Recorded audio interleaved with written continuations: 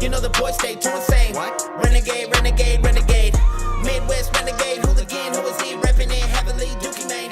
Take 2 shots straight to the brain. Ice grilled out like I'm hella. Welcome, folks, another episode of Noise from Nowhere. It's your man Osh from the Ghost. Here tonight with my boy Waze. This is my fam right here. My man CigManJ over here. That's the homie. And this is Bank Squad. This is the Bank Squad episode. And let them know about yourselves. Introduce yourself, fellas. I'm Waze, as your boy said. I'm CigManJ. This is Bank Squad. I'm from Pueblo, Colorado. Started rapping when I was like 13, and I moved up here, met him. Didn't really take it serious at all until I really met him and seen what we could do together. And so that's really what motivated and pushed me to get back into it. I remember the first time I ever seen you, we was chilling at this fool's grandma's, and you came in, and you just made, I think it was your first video. It was hella ghetto. What was that video? I think it was You were showing us on your phone. The Back to the Trap one. I don't know. I don't even remember, Yeah, bro. so It was filmed at his I think it was grandma's. last year, dog, to be honest with you. Yeah, that's last summer. First video that I dropped was the Back to the Trap, and we filmed that at Taryn's house and all around Casper and at Gabe's house. Yeah. And then we came back and I filmed that That's Steve's Bitch, which is one of my songs from when I was like 16. And I just never really, put it out there. And I figured, hey, you know what? If I'm gonna start doing this now, I better start doing this. And that's when I linked up with him, and from there on out, this is where we're at. Right. I remember Waze was used to be carrying the laptop and his mic and shit around back and forth. So, True story. why did you start rapping? You've been my cousin my whole life, and I didn't know you started rapping until I got out of prison and I seen you at Sidelines and you was freestyling outside. Okay. Shit. You gotta refresh my memory later on on that one. Cause I thought the first time was when you hopped in the web. That was the first time you ever freestyled just strictly like we was just going. But the first time I ever seen you rap, you was trying to freestyle for everybody up at Sidelines. Okay, yeah. Okay. Shit, I started rapping when I was I'd say 15, 16, that era. Really going with it all the way. At first, I wanted to be a gangster. That was my thing. I wanted to be involved in a gang. And, fucking didn't experience that until I went to Chicago at 16 and got involved in the streets.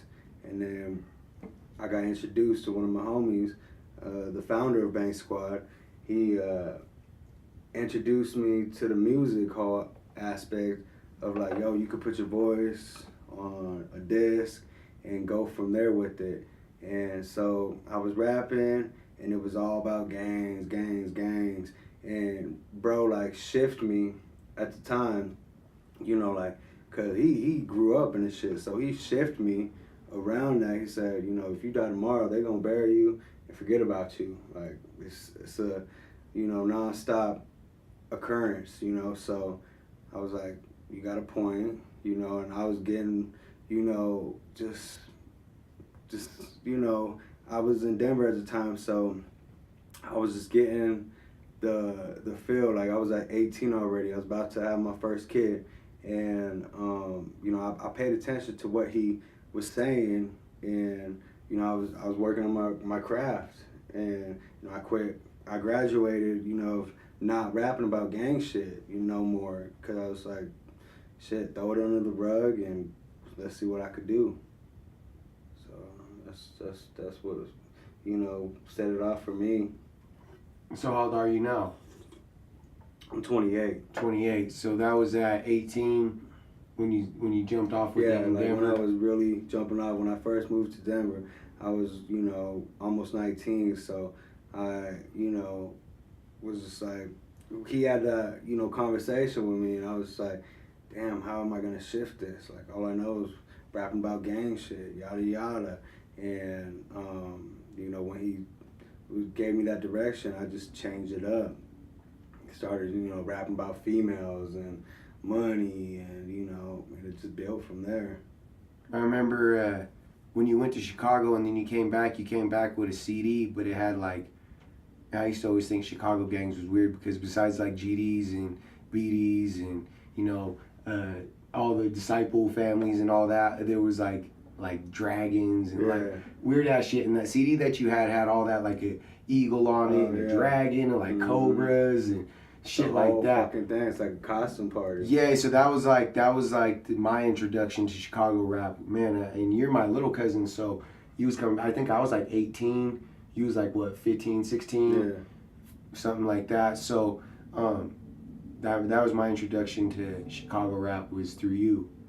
Yeah, and then I got locked up, and that's when you lived in Denver. Because I think when I got locked up, you was still like 17. Yeah. You know, you was still in and out of Going juvie. back and Hey, forth. I tell a lot of people this story. So when I got locked up, I had just turned 21, and he used to write me. He wrote me all the way until I quit writing him, straight up.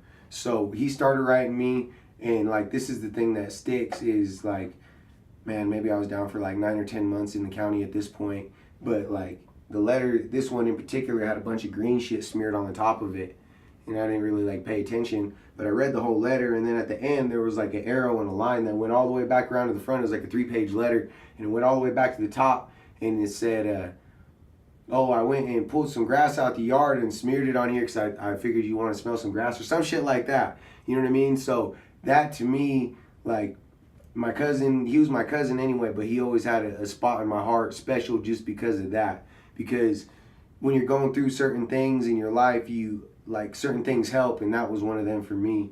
And he was just a youngster at the time, and he might not even, he was just, you know what I mean, being my little cousin, but at that time that really helped me. I was getting ready to go to prison and shit, so.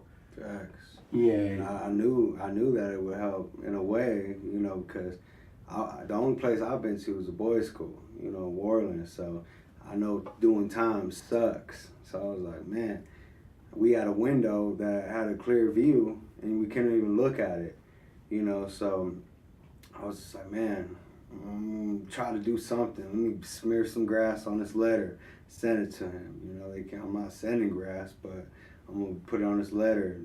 That's the only way. I was like, man, I know he up in there, concrete, everything, no grass, no nothing. No, nothing. The county's the worst in Casper, dog. Let me see if he can, you know, smell this grass that I smear on this damn letter. So yeah, that's what's up. Yep, that's real. And then, so CigManJ, fucking, you said you're from Pueblo. When did you start rapping? How old was you? You said 13? I started rapping, it was around 6th grade, so yeah, 13, 14, around that area. What was you rapping about? Oh man, just stupid shit. It was just anything I could get my hands on, you know. Like a lot of my influences though were like 50 Cent and all them, and all the East Coast rappers, because I was born in Connecticut, but I consider myself from Pueblo, Colorado, because I moved there when I was 3, and that's where all my memories are, you know, until I moved here.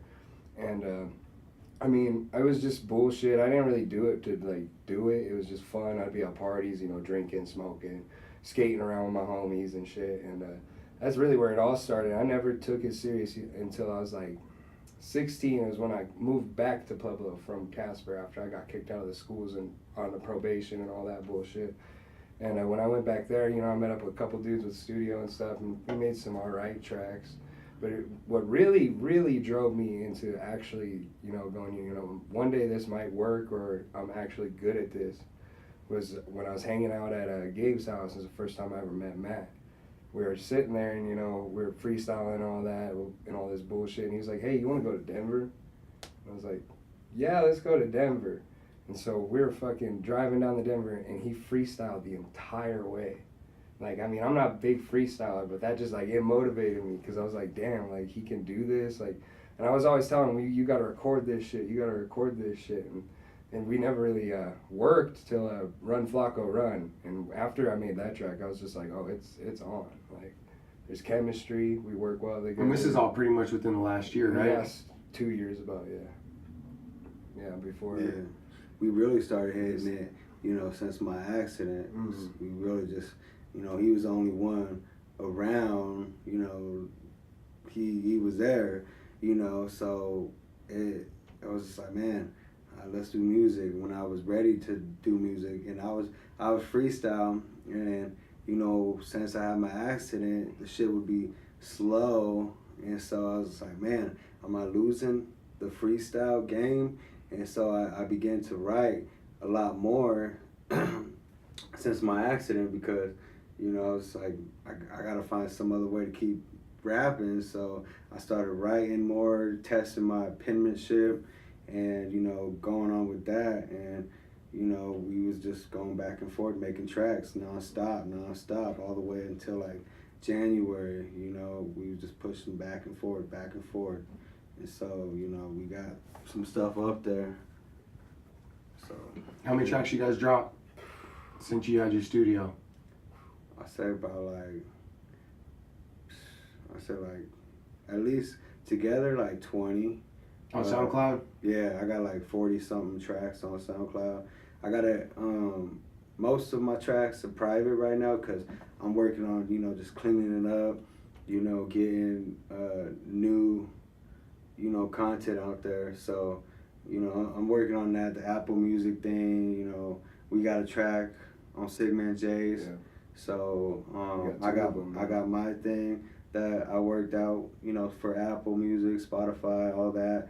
But I'm just, you know, waiting to put, you know, good content on the, you know, sites, because I don't want, you know, not the best to be on there. So You want the quality. I want the quality. Yeah, I feel you know. you. I feel you. I got the tracks, you know, I got the quantity in tracks, but you know, the shit that people want to listen to of me, you know, is basically on SoundCloud. So, you know, and I'm even, you know, trying to clean that up too at the moment. So, you know, I'm doing back and forth. I'm, you know, in the process of moving and shit. So I'm trying to just get, you know, clean up.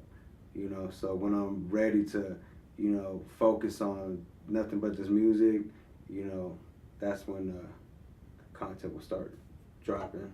Okay, so you said you're moving, and you said you're gonna move back to the West Coast. Sigman, what's your plan? You gonna stay here? You plan to follow, or you gonna keep doing music? What's your plan? I'm gonna keep doing music for sure. You know, I'm gonna reach out to homies like you, or I got another friend with a mic, so you know, if it's in a pinch kind of thing, because I'm impulsive with my music, so I like to, like, when I have that idea, I'm like, yo, it's the flow is right now, the feeling. I like being able to do that, you know, and now obviously I won't be able to do that as much, but I'm gonna keep doing my thing. I'm gonna be here for a while. I'm thinking about going down to Fort Collins for a little bit. Well, at the same time, though, maybe don't take it as like a hindrance, or no, like, it's definitely not. take it as like what he said. Test your penmanship, yeah, dog. it's gonna put me to the test now, because I'm gonna have to. Now you might have to sit on an idea and work on it.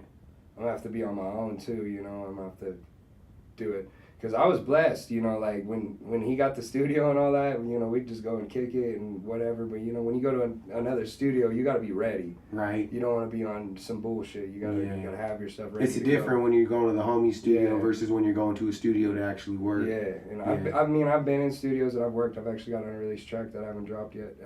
I don't know. I feel like I got to work with it a little more, but.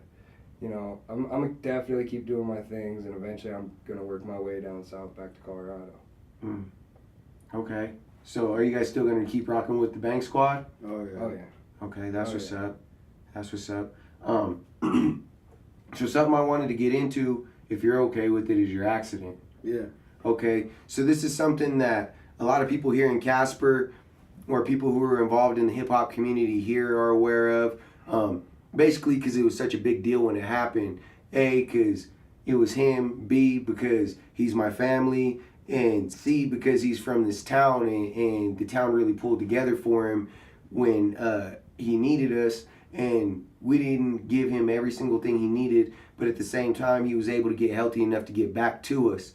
And so with that, I'm just gonna let you run it down. Yeah. I want to thank, you know, the whole city of Casper for pulling through for me. You know, that blew my mind.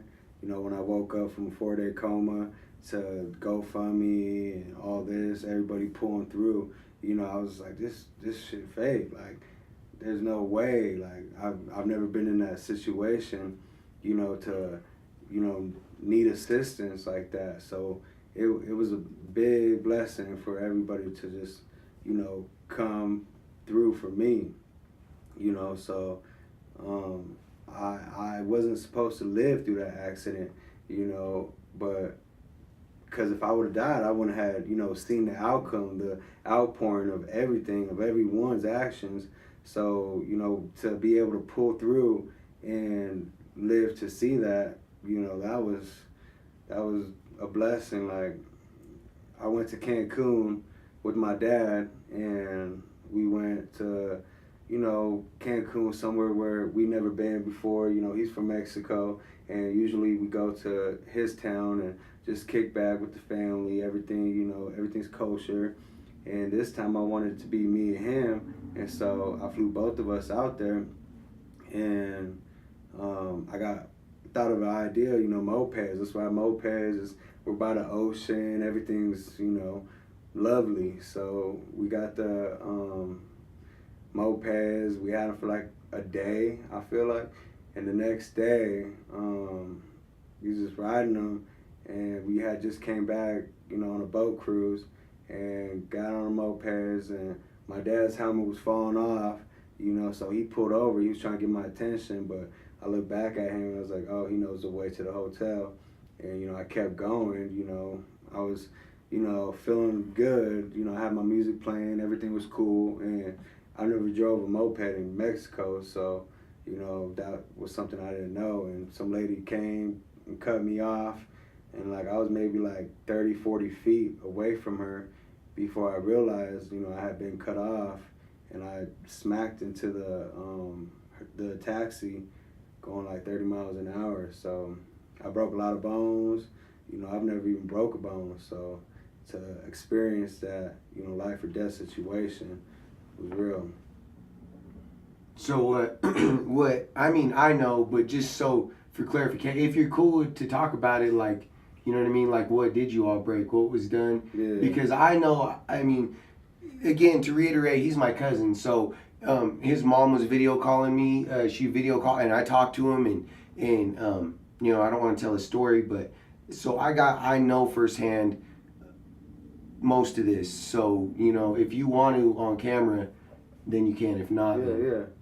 I mean, pretty much, you know, I had my femur broken and snapped right in half, and I broke my wrist, like 14 different bones in my wrist, my shoulder, and you know,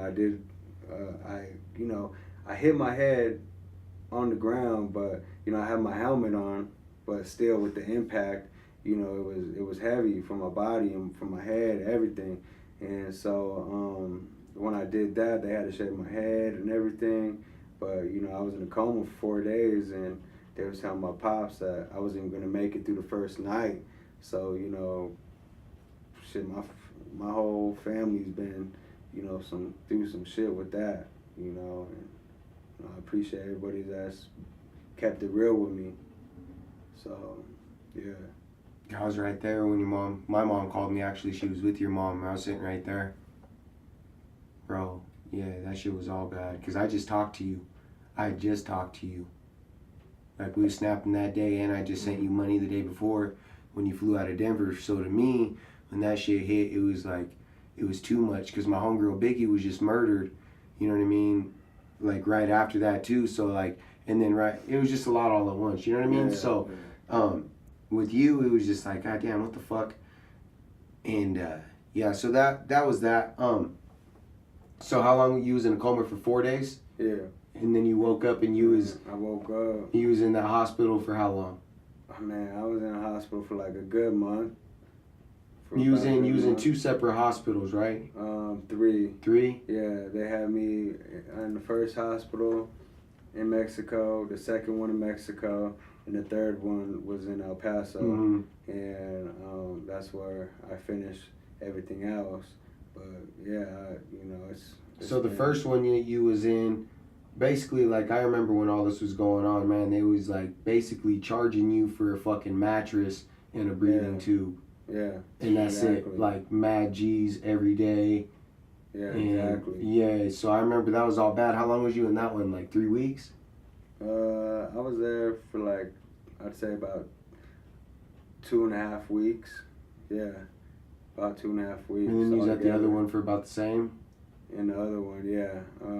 I was like there for like a week and a half in Texas. And then you got to Texas. Yeah.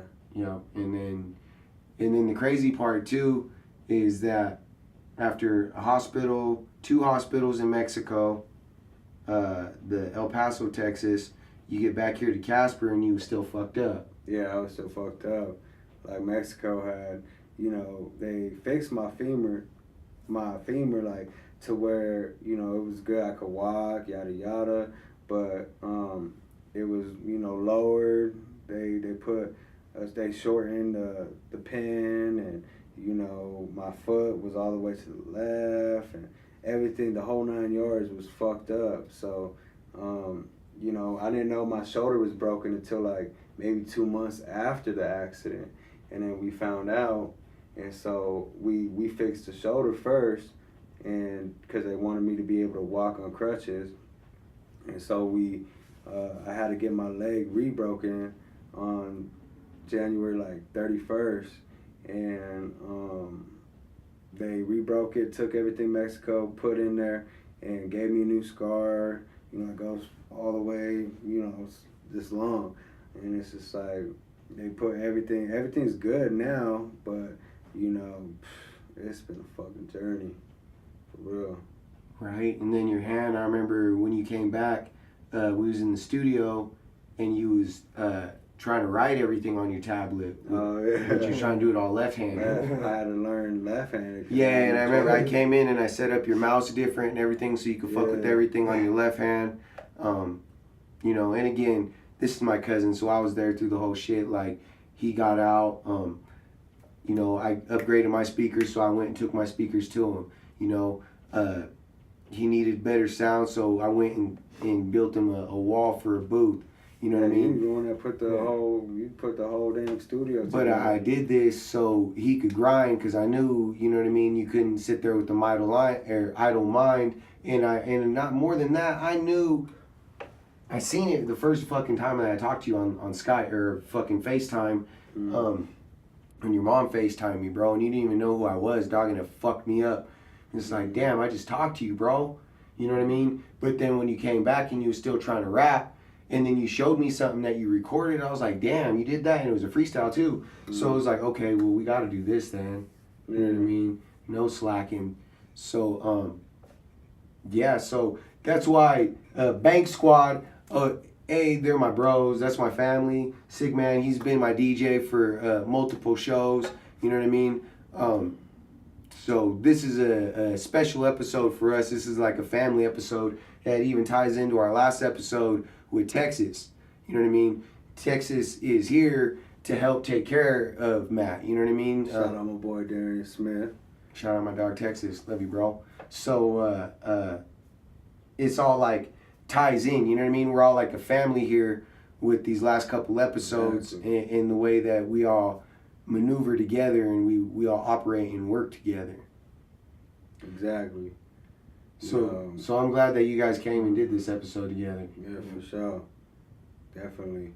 You know, I when I got hurt and all that, you know, I told Texas, I was just like, hey, bro, you know, if you don't mind, like, coming through and helping me out, you know, and he thought about it, and he's just like, I'll let you know, it sounds, like a good idea, but I got a lot of shit going on. You know, he was just starting, to make a few tracks, and, he had some shit going on, but I told him, I'm trying to start some shit too, so let's help each other. And, he fucking came on the bus, and, he's been out here, and we going back to the West Coast, so we gonna go try to do that shit big. Like, people keep on asking me, like, what do I want to do? Like, I just want to make it big.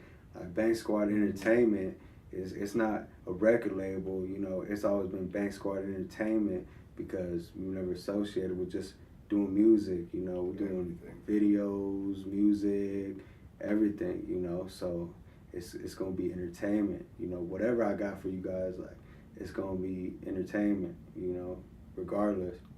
Same with CigManJ, he got shit too. Like, oh yeah. Let him know what you got. I'm trying to do more videos and all that. But besides that, I can DJ. I'm getting into producing. I figured I've been, ever since I've been rapping, I really haven't been able to mess with nobody, because I don't like how they're not, doing something. I could be like, hey man, I want to come over and record, and they're always like, oh, this, that, this, that.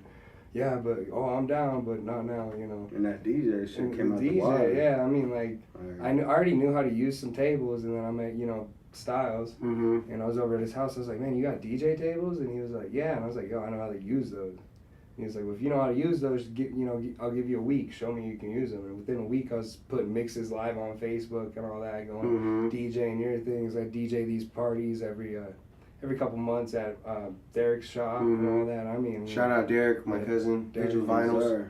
he's the boy, but you know.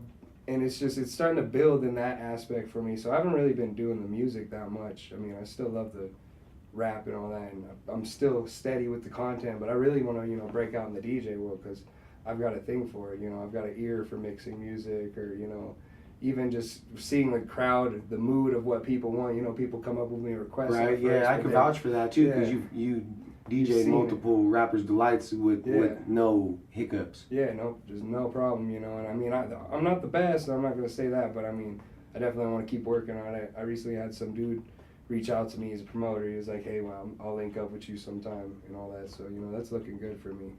And I want to start producing my own beats just because I'm tired of ripping beats off YouTube. You know, I'm getting on iTunes and stuff now. I gotta get my own official. Content. I feel you. Super official. That's real. All right, so like we do every time, and we ain't gotta go a whole list, but we'll just give a rundown of your guys' favorites and your GOATs. We'll start with CigManJ. All right, my GOAT would probably be Biggie, you know, because since I was born in the East Coast, I have a heavy influence. You know, most of my family's out there, still in Pittsburgh and all over there. So Biggie's my GOAT. My favorite right now, honestly, it's a tough one, but with the new Schoolboy album, it's just he pushed me back up because you know he's always been my favorite. Any piece of work he's been on, I like all of TD and them. And I mean like Kendrick, I like him, but I really like Schoolboy stuff. I fuck with all TDE, but I fuck with Schoolboy stupid heavy. Oh yeah, it's raw, and then he could be groovy Q, and then he'll do the raw stuff. It's perfect. Any type of mood. What was your major influence when you started rapping? Okay, Biggie was one of them for sure. And, you know, I kind of like UGK and all them down in the South. Andre 3000. Then I really got into the Chicago drill music, you know, when I was 16, 15, because that stuff just started coming out hard. So, I mean, Chief Keef's got to be in there for parts. Recently, I've been getting into West Coast influences with the new movement coming out of there, because, you know, it's not traditional West Coast. So, you know, you got that's what I was talking about with Texas yesterday, how the coasts have kind of flopped. Yeah, they flip-flop. So that's why I've been the West Coast got more lyrical, and the East Coast got, like, not to, you know, hate or nothing, but a little bit more simplified, you know what I mean? Like, a lot of the shit now, like, a lot of it sounds like 6ix9ine. Yeah. You know what I mean? Like, his cadence and his style, a lot of it's like that. Yeah. I was influenced by Shout out to ASAP, shout out to all them cats who's doing their own original shit. But I like it. I like the new wave a lot, you know, honestly, and I've been trying to incorporate it with my music. I fuck with Flatbush heavy out of New York, but other than that, like, a lot of them cats out here. Flatbush Zombie, nah, dog. Dave East too, he good too. See, everybody's on Dave East, and I'm not hating. He's just not my steez. You know what I mean? Not hating. He's sick though, but I don't like. He's not in my playlist. Yeah, for sure. You know what I mean? I was butthurt with Boosie that nobody downloaded Boosie's new album. Yeah. You know what I mean? But anyway, so we'll get to yours, your GOATs and your faves, and your first influences. I know.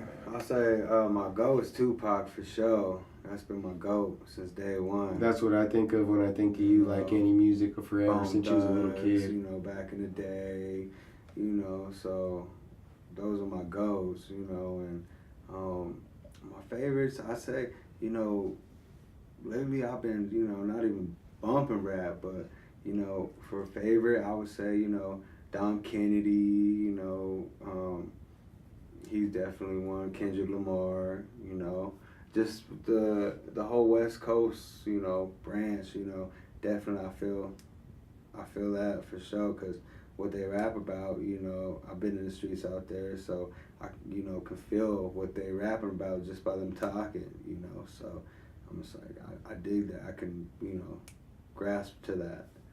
Other rappers, I don't know, I just can't really bump to that.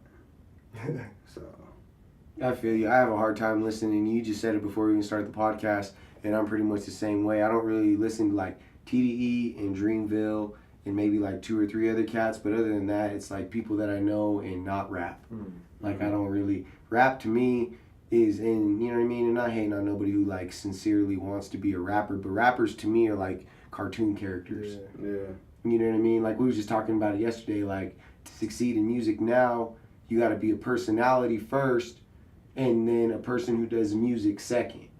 You know what I mean? You don't got to be a talented artist anymore. You got to be a polarizing figure. 6ix9ine, for instance, I don't bring him up too Cardi much, B, but you know what I mean? Yeah, you know, they're characters. They are, yeah. All of them. Nicki Minaj, Lil Wayne, you know what I mean? They're all characters. Yeah. So yeah, you right on that, for sure. So that's why I never really wanted to view myself as a rapper.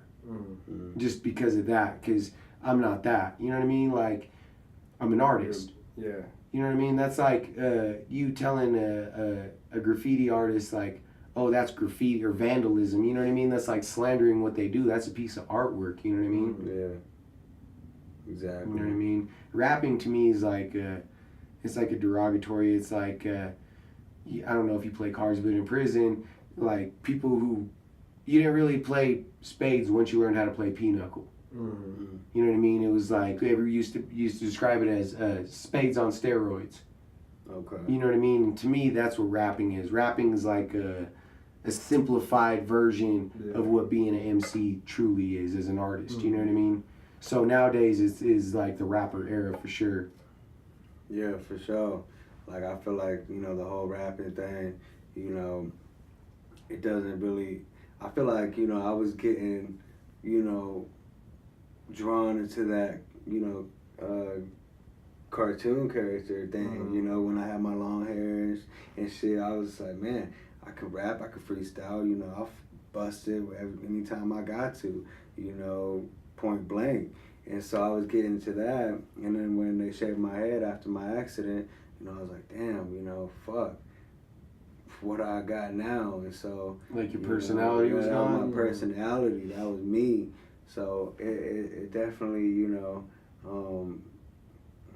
Now you got more of a story at the same time. You know what I mean? Yeah. So what you're saying means more than it did back then. You know what I mean? Yeah, The surface for sure. shit for being like a rapper.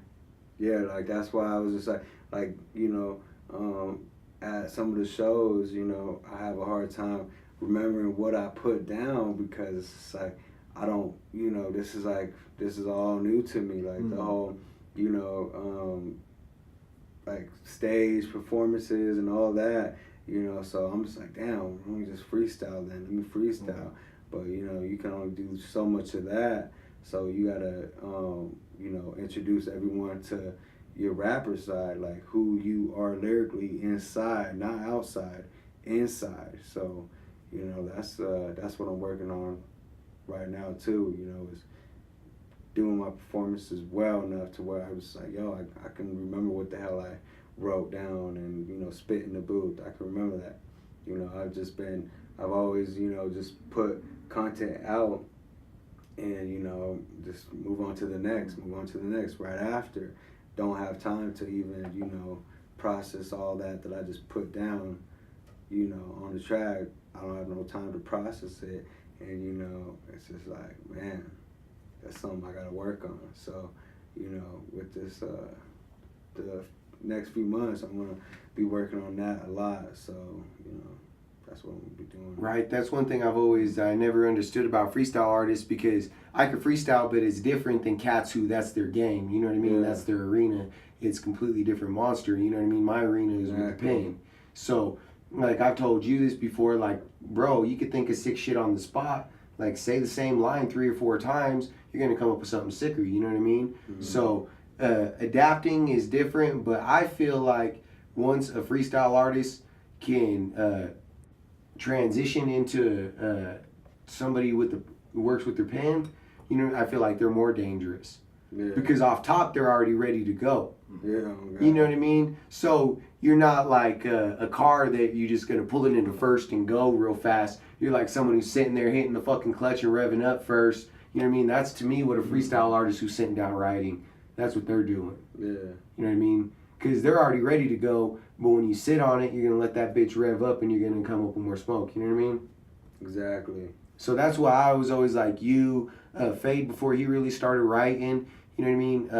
A lot of other freestyle artists, not a lot of cats transition from battle rap to freestyle rap to making songs. You know what I mean? So I always like it when an artist can. Yeah, exactly. Shout out my boy Juice from Nevada too, cause he a battle rapper. He started battle rapping, you know, off top, like, and then he transitioned to writing songs, and bro's crazy with it because, you know, being a battle rapper is something I can't do, but, you know, they battle each other hard and they come at each other. You wanna, you know, and you wanna crumble your opponent. You don't want him standing after, you know, the shit you say, the shit you spit. So he's really good at that, and, you know, so he put his pen game to it, and his songs are even harder. So, you know, that's like, you know, something, me being a freestyle artist, I gotta, you know, transition myself into, you know, with the pen and all that. You know, there'll be, you know, organic moments that I have. I call it organic because I'm just like no shoes, no nothing, barefoot in the streets. And, you know, I'll start writing on my phone. Once I grab it in my hand, start writing, I can't stop. And, you know, it's just like, I don't even know what's going on around me. I just, you know, focus. And, you know, it's crazy. So, I don't mean to cut you off. My bad. Yeah, go ahead. Okay, so something that I ask a lot of cats too, especially people who've done shows around here, DJ'd around here, who's artists that have stuck out to you? Like people who you see like, damn, he goes, okay, well maybe if he sticks to it, you know what I mean? Who's people that stuck out to you too? Like, as in like local Around here, artists? yeah, Casper. Okay. I mean, you know, Nathaniel, shout out Taz, he's always been Lucchese, shout out one. Lucchese. He's always been one. Cozy, you know, you and what you're doing, you know, that, you know, I look at that for sure. Like, and, you know, I've been living, before I moved here, you know, I was living in Aurora, Colorado for the past 9 years. And so, you know, some people out there, you know, I had a good homie that passed away, Boss Goody. And, you know, his music was, you know, it still is, you know, some shit that I'll bump.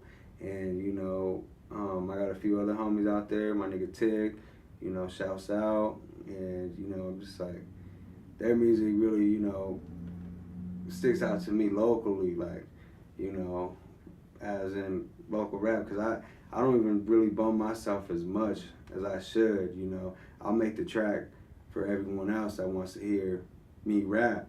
And, you know, I don't bump myself as much as I should. And, you know, when I do, I'm just like, okay, because I ain't heard it for so long. So, you know, yeah, definitely. That's what's up. What about you, CigManJ?